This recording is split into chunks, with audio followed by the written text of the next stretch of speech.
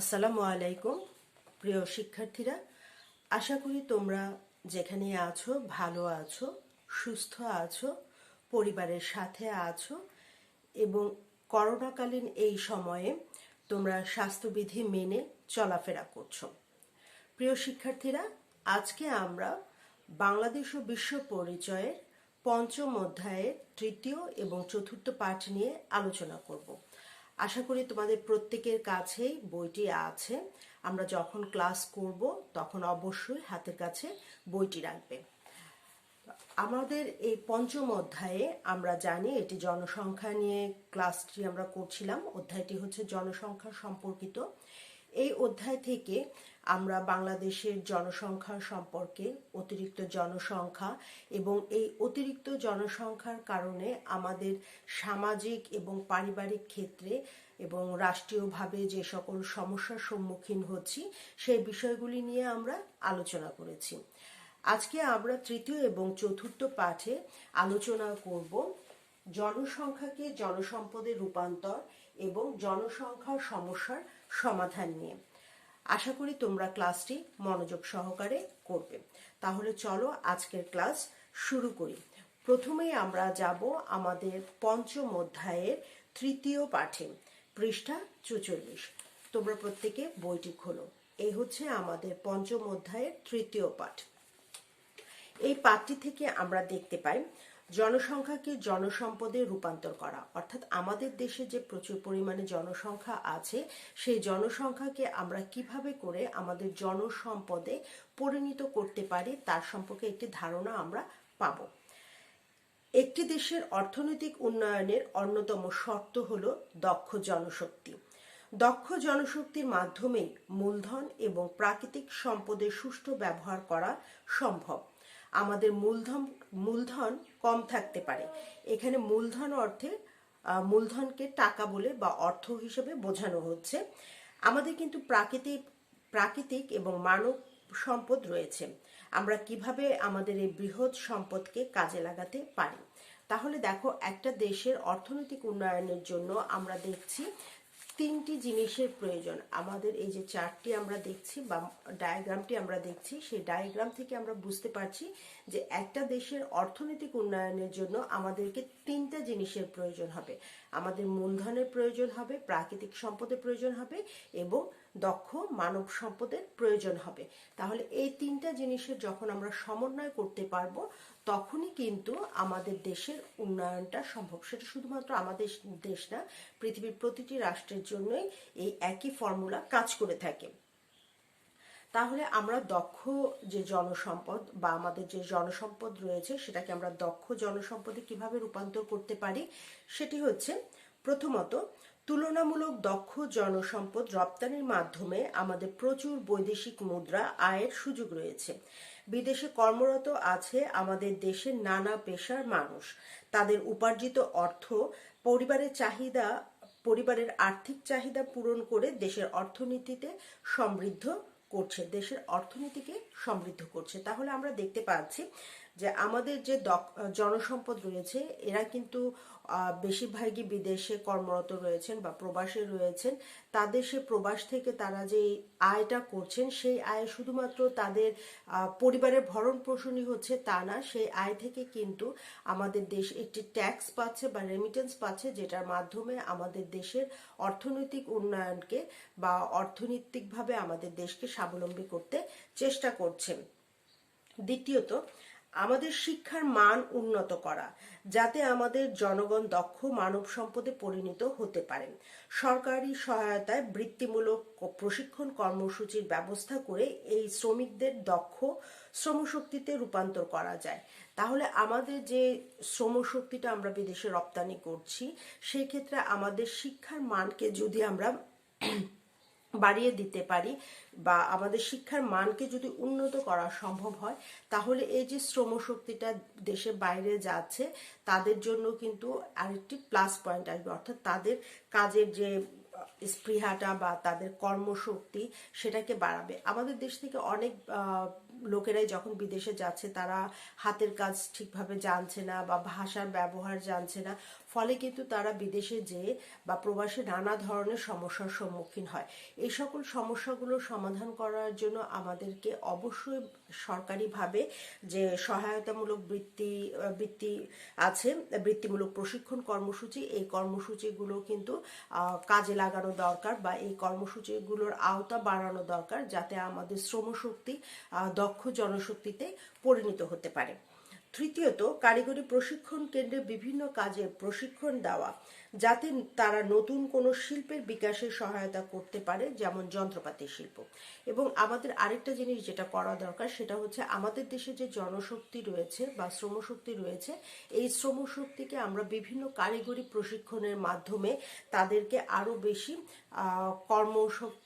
কর্মক্ষমতা প্রবণ এবং তাদেরকে বিভিন্ন জিনিসে উদ্ভাবনীয় ক্ষমতা বা বিকাশের নতুন শিল্পের বিকাশটা কিন্তু আমরা আমাদের এই প্রশিক্ষণের মাধ্যমে বা কারিগরি সহায়তার মাধ্যমে করতে পারি।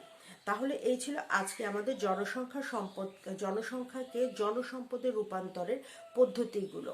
তাহলে এরপরে যাব আমরা পরের পৃষ্ঠাটাতে, যেখানে আমাদের এই ডায়াগ্রাম নিয়ে দেখো আমাদের এখানে কিছু অনুশীলনী কাজ আছে। একটি চলমান শিল্পের পাশের পৃষ্ঠার ডায়াগ্রামটি কিভাবে কাজ করবে, অর্থাৎ আমরা যে ডায়াগ্রামটি দেখেছিলাম, এই যে এই ডায়াগ্রামটা কিভাবে কাজ করবে তা ব্যাখ্যা করো। উদাহরণ হিসেবে কাগজ কলের নাম উল্লেখ করা যেতে পারে, অর্থাৎ একটা শিল্প হিসেবে আমরা কাগজ কলকে একটা উদাহরণ হিসেবে নিতে পারি বা একটা এক্সাম্পল হিসেবে আমরা কাগজ কলেরটা নিয়ে সেটা উল্লেখ করে যে এই মূলধনকে কাগজ কলের জন্য কিভাবে করে মূলধন, প্রাকৃতিক সম্পদ এবং মানব সম্পদের দরকার হতে পারে সেই জিনিসটা আমরা বর্ণনা করব। এরপরে আছে আমাদের খ নাম্বারে ক্রমবর্ধমান জনসংখ্যাকে দক্ষ জনশক্তিতে রূপান্তর করার কয়েকটি পদ্ধতি। এই যে দেখো এখানে মানব সম্পদ উন্নয়ন এবং উদাহরণ দেওয়া আছে। সেই ক্ষেত্রে আমাদেরকে শ্রমশক্তি রপ্তানি করে আমরা কিভাবে করে করতে পারি সেটা, মৌলিক শিক্ষার উন্নয়ন এবং বিশেষিত প্রশিক্ষণের মাধ্যমে দক্ষতা বৃদ্ধি। গতে আছে আরো কিছু করি। মনে করো তোমার এলাকায় একটি নতুন শিল্প স্থাপন করা হবে, সেক্ষেত্রে নিচের 3টি শিরোনামে কোন কোন জিনিসের প্রয়োজন হবে, কাজটি ছোট দলে করো। তাহলে দেখো যেহেতু আমাদের এই মুহূর্তে এটা সম্ভবপর নয় যে ছোট দলে করা, তাই আমাদের ব্যক্তিগতভাবে এই কাজগুলো করতে হবে। যে মূলধন, প্রাকৃতিক সম্পদ এবং মানব সম্পদ, এই 3টি উপাদানকে আমরা কাজে লাগিয়ে কিভাবে করে আমার এলাকায় বা তোমার এলাকায় একটা নতুন শিল্প স্থাপন করতে পারি। এরপরে আছে সঠিক উত্তর। অর্থনৈতিক উন্নয়নের জন্য নিচের কোন সম্পদটি সবচেয়ে বেশি প্রয়োজন?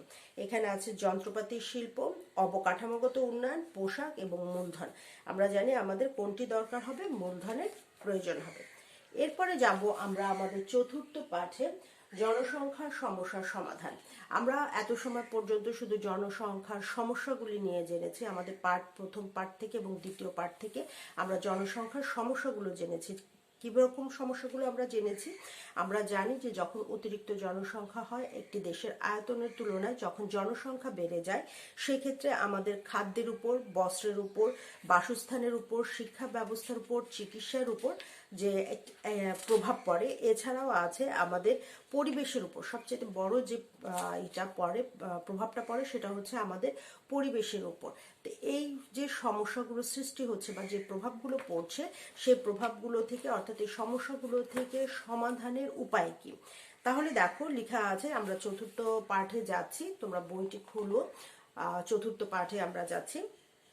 আমাদের এখানে আছে এই অধ্যায়ে উল্লেখিত সমস্যার সমাধানে আমাদের যেসব সম্মিলিত কৌশল অবলম্বন করা প্রয়োজন, অর্থাৎ আমরা যে সমস্যাগুলো আগে পার্ট 3 এবং 1 এবং 2 থেকে পড়েছি, সেই সমস্যাগুলো কিভাবে করে আমাদের সমাধান করা প্রয়োজন।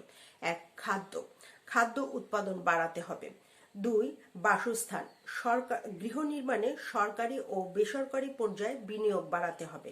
3, পরিবেশ দূষণ রোধ করতে হবে যাতে মানুষের জীবনযাপনের মান বৃদ্ধি পায়। 4, স্বাস্থ্য, রোগ প্রতিরোধের বিভিন্ন টিকা এবং স্বাস্থ্য সেবা প্রদানে সরকারি সহায়তা বাড়াতে হবে, এতে মানুষের কর্মক্ষমতা বৃদ্ধি পাবে। শিক্ষা, শতভাগ সাক্ষরতার হার নিশ্চিত করতে হবে, শিক্ষার মান বৃদ্ধির জন্য প্রয়োজনীয় পদক্ষেপ গ্রহণ করতে হবে।